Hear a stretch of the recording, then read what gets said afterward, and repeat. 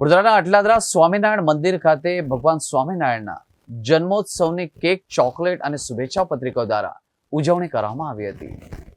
અટલાદરા સ્વામિનારાયણ મંદિર ખાતે ભગવાન સ્વામિનારાયણનો પ્રાગટ્ય દિવસ કે જેમણે સદાચાર, સત્કાર્યો અને શુદ્ધ આચરણયુક્ત ભક્ત સમુદાયની સમાજને ભેટ પ્રદાન કરી હતી।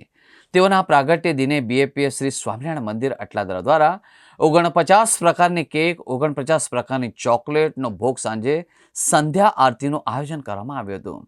અટલાદરા સ્વામિનારાયણ મંદિરના પૂજ્ય જ્ઞાનવત્સલ સ્વામી, કોઠારી સ્વામી, વિવેકનિષ્ઠ સ્વામી સહિત સંતો તથા મહાનુભાવો મોટી સંખ્યામાં ઉપસ્થિત રહ્યા હતા।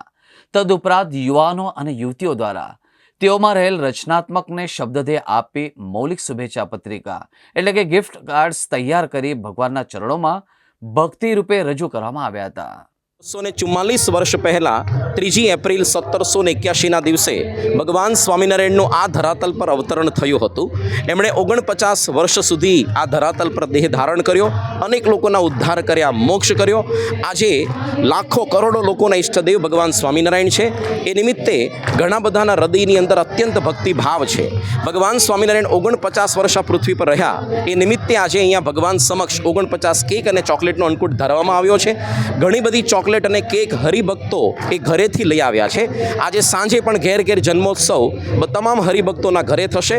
રાત્રે 9 થી 10:15 દરમિયાન અને 10 ને 10 વાગે ભગવાન સ્વામીના પ્રાગટ્યની આરતી થશે। આ રીતે 4 દિવસ સુધી આજથી શ્રી હરિ પર્વનો પ્રારંભ થયો છે। ન કેવળ અટલાદરા મંદિરમાં પણ બીએપીએસના દેશ વિદેશની અંદર આવેલા તમામ મંદિરોની અંદર આ જ પ્રકારે શ્રી હરિ પર્વ ઉજવાઈ રહ્યું છે। અને 6ઠી તારીખે ચૈત્ર સુદ નોમના દિવસે ભગવાન સ્વામિનારાયણની તિથિ મુજબ એમનો જન્મોત્સવ છે। તો મોટી સંખ્યાની અંદર આપણે પણ સૌ આ ઉત્સવની અંદર સંમિલિત થઈએ, ભગવાન સાંઈનો વિશેષ મહિમા આપણા અંતરમાં દ્રઢ થાય એવી પ્રાર્થના। જય સ્વામિનારાયણ।